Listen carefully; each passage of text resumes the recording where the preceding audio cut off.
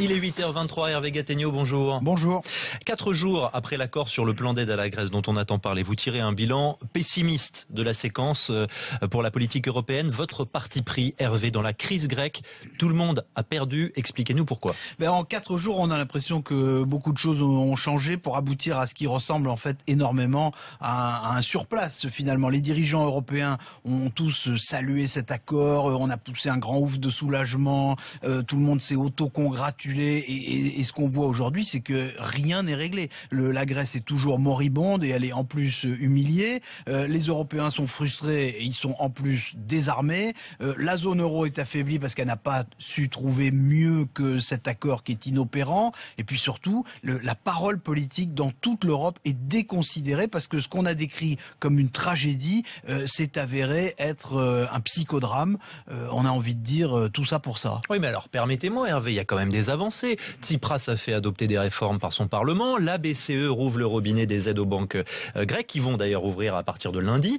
Ça faisait plusieurs jours qu'elles étaient fermées. Ça compte quand même, non ? Oui, bien sûr, ça compte, mais les banques grecques, elles vont rester dans le rouge pour longtemps et personne ne croit sérieusement que l'économie grecque va se redresser avec les mesures qui lui sont imposées. Depuis 2010, il y a eu 8 plans d'austérité dans ce pays, toujours plus sévères, aucun n'a marché. La Grèce est un pays de religion orthodoxe, mais alors croire qu'il va s'en sortir par l'ultra-orthodoxie budgétaire, ça pour le coup, ça relève de l'acte de foi. Le vrai problème, tout le monde le sait, c'est la dette grecque, cette dette que les Grecs ne pourront jamais payer. Donc il faut évidemment la renégocier, la rééchelonner. Le FMI l'a dit, maintenant c'est la Banque Centrale Européenne qui le dit, tous les économistes le disent. Il n'empêche que l'accord qui a été signé cette semaine ne le prévoit pas du tout, ou alors comme une simple éventualité. Donc ça veut dire que les Européens cherchent à gagner du temps, alors qu'en réalité ils en perdent. Bon, alors essayons quand même d'être optimistes. Est-ce que le fait d'avoir évité in extremis la sortie de la Grèce de la zone euro ne montre pas qu'après tout, la gouvernance européenne, elle progresse ? Non, malheureusement, je ne crois pas qu'on puisse dire ça. Les acteurs de cette négociation ont fait semblant de le croire. Angela Merkel et François Hollande les premiers. La réalité, c'est qu'il n'y a eu qu'un rapport de force assez brutal, au terme duquel, finalement, toutes les concessions ont été faites par le gouvernement grec et on a vu l'Europe se diviser entre les partisans de l'austérité et les autres.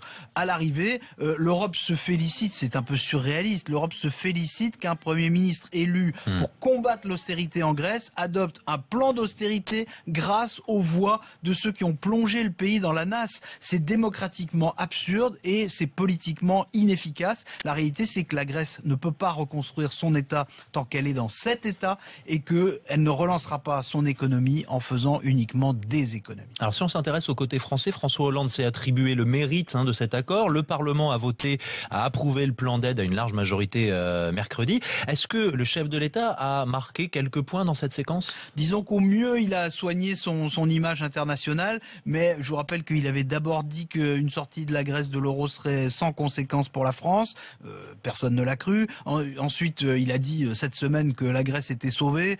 Dans les deux cas, tout le monde a compris que c'est plutôt le contraire. Le vote au Parlement, en plus, a donné lieu à un festival de postures où tout le monde était assez mal à l'aise, parce que la gauche souffre de voir Tsipras s'incliner devant l'Allemagne. La droite s'est divisée pour des raisons bassement tacticiennes. Il y a le petit jeu entre Nicolas Sarkozy et Alain Juppé. Le Front National a été inintelligible et pas très intelligent, en criant à la fois la solidarité avec le peuple grec humilié, tout en regrettant qu'on les flanque pas à la porte de la zone euro.